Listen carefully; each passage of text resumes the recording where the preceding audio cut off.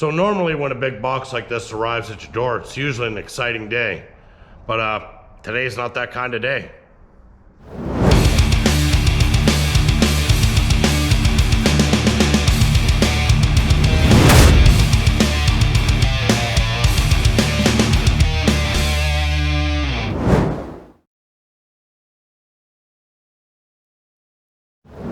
I bought this bike used. It had about 3,500 miles on it, and it had this Vance and Hines big radius 2-in-1 exhaust on it when I bought it.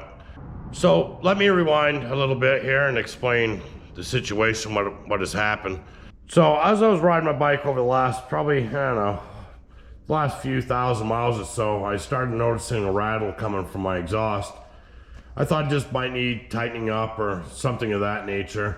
I'm not sure how well you can see this, but I'm going to show you the problem. On the inside of this heat shield, there's two bridges here that are spot welded in. But you can see this one broke off, and this one broke off, which leaves it only being held in by one spot weld on each one of these bridges. Needless to say, the heat shield broke. Not a big deal. So I called Vance and Hines and I spoke to a representative there, and he explained to me that this exhaust, particular exhaust, the big radius 2-in-1, had been discontinued in 2018. And they sold the last heat shield in August of 2021. So as of making this video, it's been about 3 years, a little over 3 years at this point since it's been out of production. So anyway, so they couldn't get me the part. So I said, all right, no big deal. So I went on the internet, looked around, tried to find it, couldn't find it. So basically after about 3 weeks of searching, I couldn't find anything. I called Vance and Hines back and just asked them, basically if there was something they could do for me. I wasn't looking for a free replacement or anything like that. I mean, I was more than willing to pay for the heat shield. The heat shield, which they had on their site, was $168, but they just didn't have it. So I was like, well, how about if you maybe help me out with a new exhaust or something of that nature, to kind of offset the cost a little bit of, basically, and the guy just told me, is like, that's not their policy. If it isn't under warranty, tough shit. That's pretty much was, what I got from him. And not to say that the guys that answered the phone, the service, the representatives, they're just doing their job. They get their orders from, someone higher up. And so basically what I end up having to do is go buy a brand new exhaust. So right now I'm telling you, if you are looking into buying the 2-in-1 big radius from Vance and Hines, do not do it. Because if you have a problem, you're not going to be able to get parts for it. And if you have to get a replacement, you're going to be pulling your hair out, just wasting your time. So do not buy the big radius 2-in-1 exhaust. There's a lot of people still selling it for full price, that still have it in their inventory. But like I said, if you have a problem, you're not going to be able to get parts for it, and Vance and Hines is going to be absolutely no help to you as far as getting a deal or basically working with you in any way unless it's under warranty.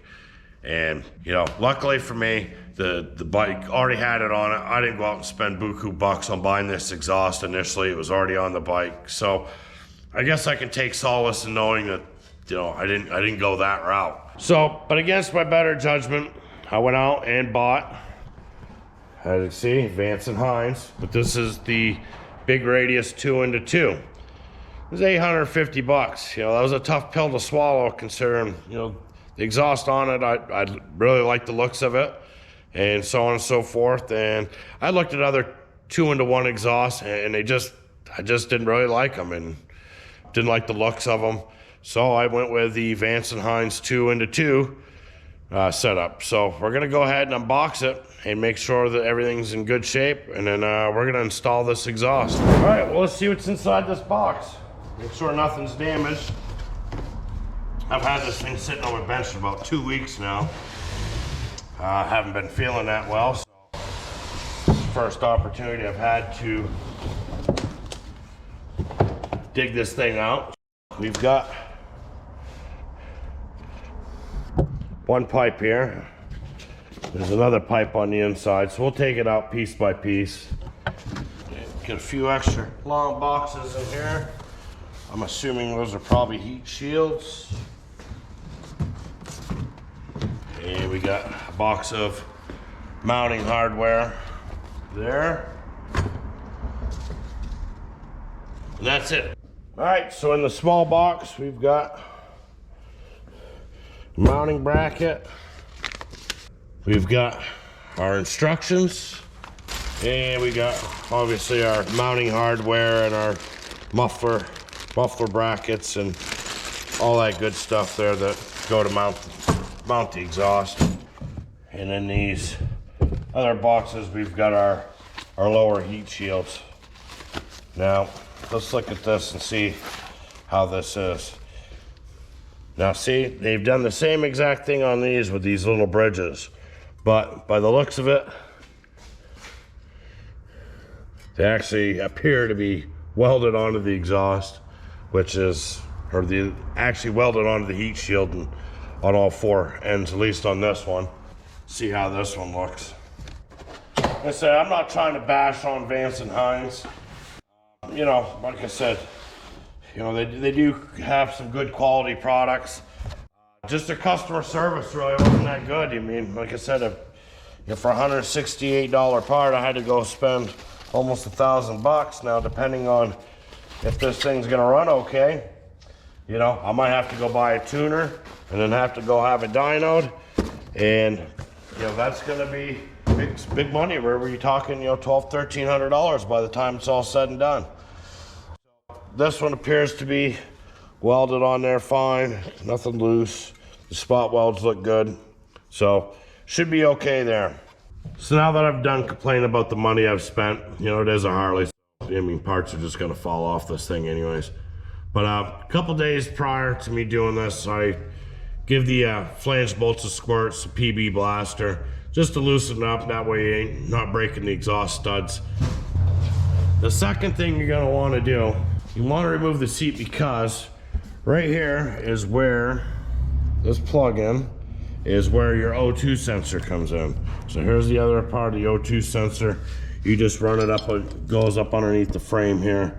I'm not sure how well, but there's a little hole there. You just pull it through.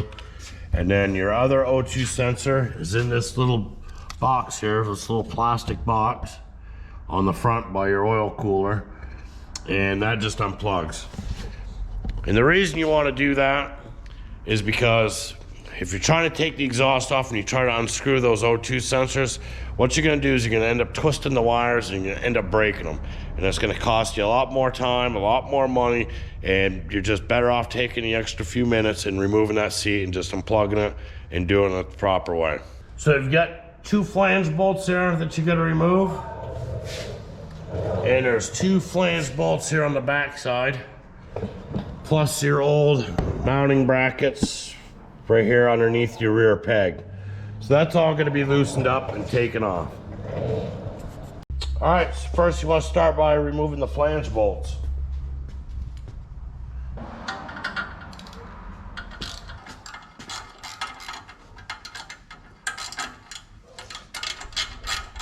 There we go, and get the 4th one off. So just be careful.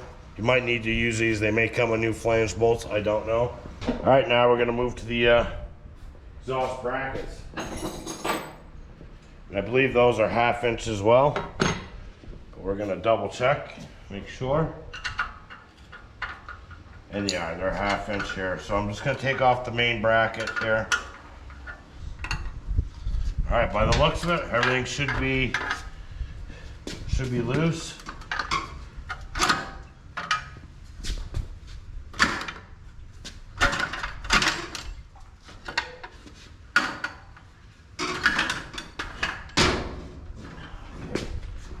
Got that, and we're gonna finish removing this other bracket here. So you're gonna want to remove your O2 sensors, and this is why I told you to remove the seat first, because if you do that, you're gonna end up twisting these wires. You got your one for the front, and you got your one for the back. So just said, you just want to loosen those and remove those. There's no sense of buying new sensors if you don't have to. And actually, I got lucky because in that bag of parts, it comes with the reducers for the O2 sensors. So I just saved myself a little bit of trouble because it came with the kit. So that's a good thing. Good for you, Vance and Hines, for thinking of us guys. And then they got the other one over here. So just install those, tighten them up. Tighten down these O2 sensor adapters. It's a 3/4 inch bolt. And you know, you just tighten them up as you would any other standard bolt. And you don't want to go crazy, just snug them up. They're pretty stout, so you can give it a pretty good twist and don't worry about stripping it out. So you're gonna want to remove the old flanges. And you're gonna want to pay attention to which way they come off. There's a little snap ring on here, so hopefully I can get it off without breaking it. So let's hope for the best here. There's the first ring off there.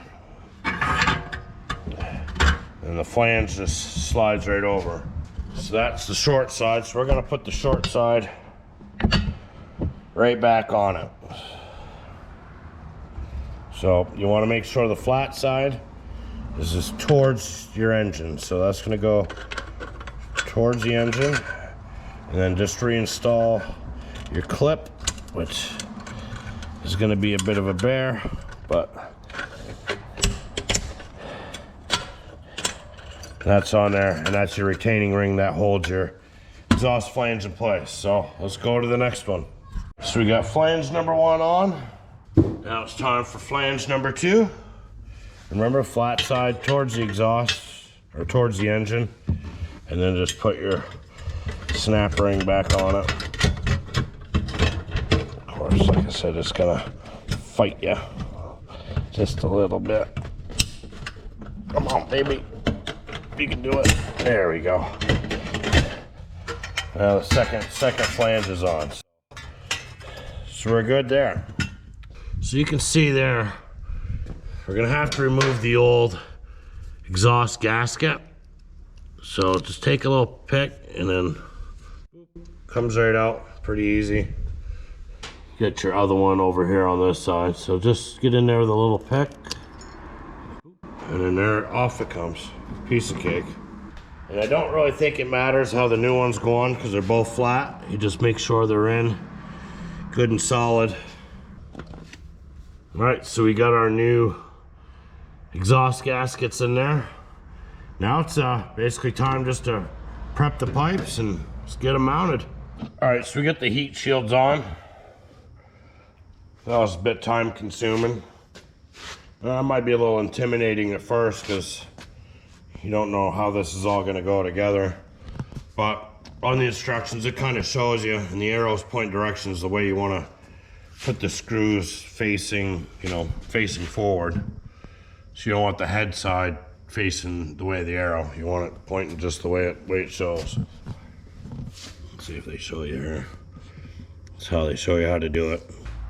So now the heat shields are on, it's time to reinstall the O2 sensors. Now if you forgot which one goes where, it's really easy to remember because underneath the seat, there's a black to black connector, and the one that's by the oil cooler has a gray to gray or white to white connector. But when you do that, you want to put just a tiny bit of anti-seize. You don't want too much on the sensor itself. So if you get a little extra on there, you might just want to wipe that little extra off. And then you just thread your O2 sensor back in. Don't cross thread it, because then you'll have a problem. You got the one there. Now we're gonna do the other one over there. So just like I said, just a little dab of this stuff will do you just to get on the threads. That way if you ever have to take it out, it's not really a major deal. Then just go ahead and thread in your second one, and then once you get it installed, we'll just tighten it snug. And like I said, this is why you don't want to try and take this off while it's still connected to the bike, because you are going to have to twist it. And if you break your wires, you're doing this job all over again. And, you know, I don't know about you, I don't like doing the same job twice. When you're putting on your new bracket, it's going to come with a spacer. The spacer goes up. Yeah, let's do it this way. Spacer goes right here in this top hole, because there is a little bit of gap between this and this here. This part's gonna be extremely time consuming because I don't have a swivel that'll fit in there, and even if I did, with the angle of this bracket, it's probably not gonna, you know, work anyways. So now you get everything tightened up. Now it's time to put the pipes on. Now this is gonna take a little finagling here to try and get your flange bolts lined up and all that stuff, but I'm gonna get them on there and just finger tight, just hold it in place till I get everything lined up. Now I know that's not the best view, but I gotta leave myself some room to work here.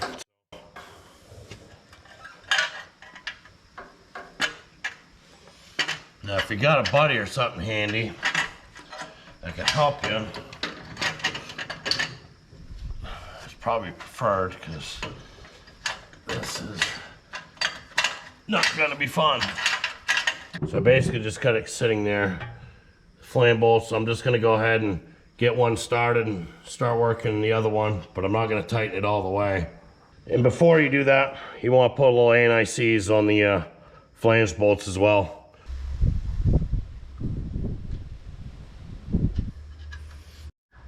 So on the inside of the exhaust, they got these little dog bones. That's what's gonna allow you to mount it up to your exhaust. So you want the flat side sticking towards the bracket side. Tighten that up just enough to, there you go, it's right in there. And this goes pretty easy, so you'll know pretty much instantly if it's cross-threaded or not. So I pretty much cut that one on the first shot. So let's hope I can get the next one in just as easy. And that one's going in pretty easy as well. So we don't want to tighten it up just yet. We want to leave a little bit of slack here so we can do adjusting if we need to. They're saying it takes about 110 to 115 inch-pounds of torque, so we're going to torque that down as best we can, but we're going to work one side to the other. So just going to tighten up these bolts here.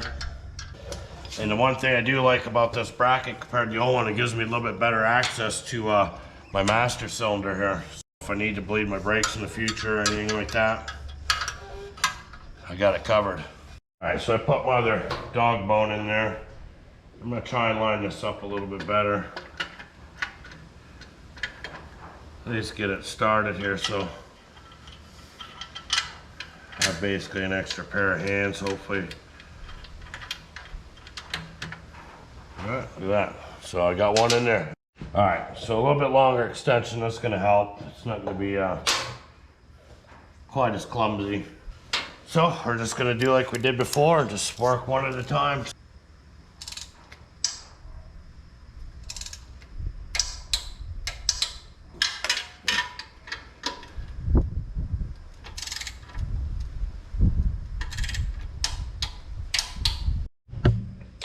All right, now that everything's all tightened up, it's looking pretty good on there, I'd say. Now you want to reconnect your O2 sensors. Now the first one's pretty easy to get to.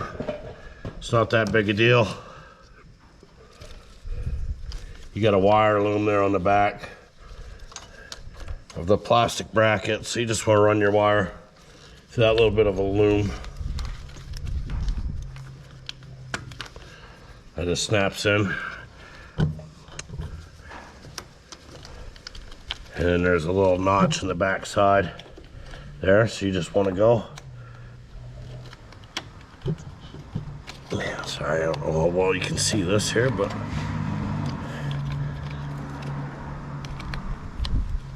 got the gray connector. You just put it until it snaps. And then this thing will close back up. to get in the right spot there. And it just snaps back together and holds itself in place. That's where your first one is. Now the second one, you're gonna have to fish back up underneath the seat here. And that's gonna, you know, cause you a little bit of stress there once you get it under there. So I'm gonna show you what I do. Sometimes you can just use a piece of zip tie and tape it on there, or you just wrap a piece of wire around it like I'm gonna do and then just pull it through. So what I've done is I've just wrapped a piece of picture hanging wire around it. You don't want to wrap it right around the wire itself. You want it where it catches the harness. And what you can do is, where it's supposed to go is through here. I'm gonna try and do this one-handed. This will make it a lot easier once you get it through.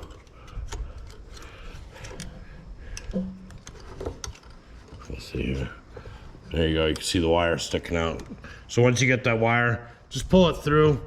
Don't yank on it, don't go crazy. Just, let it come through as gently as possible. And if it gets kinked up like here, you're just gonna have to help it along a little bit. Get it in there, but this will help you get it through. All right, now we gotta pull it through. You don't want to lose it there, and then just reconnect it to your connector there. All right, so the O2 sensor's connected up top, black to black, gray to gray. Now, basically the only thing we get to do now is start the bike. Actually, what I need to do first before I tighten it down is tighten down this top dog bone here. Totally forgot about that. I'd be losing bolts here about the first 5 minutes after I took it for a ride. So make sure everything else is tight first. We know the flange bolts are tight. Then just go over and make sure your mounting bracket bolts are tight as well. All right, now that I made sure everything was tight, now I'm gonna wipe down the exhaust and make sure it's free of debris and oil and everything else that could be on here. We don't want any contaminants on it.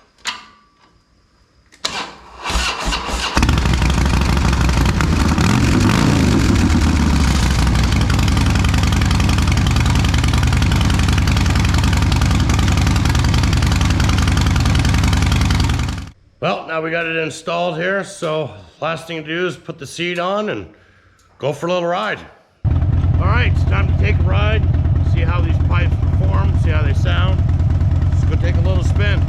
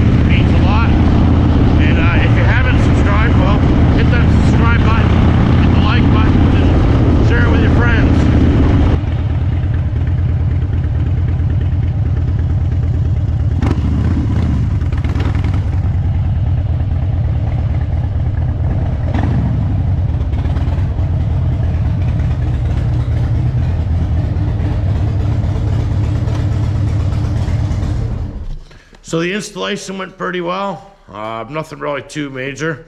A little bit time consuming with the heat shields, but other than that, everything went off without a hitch. They sound pretty good.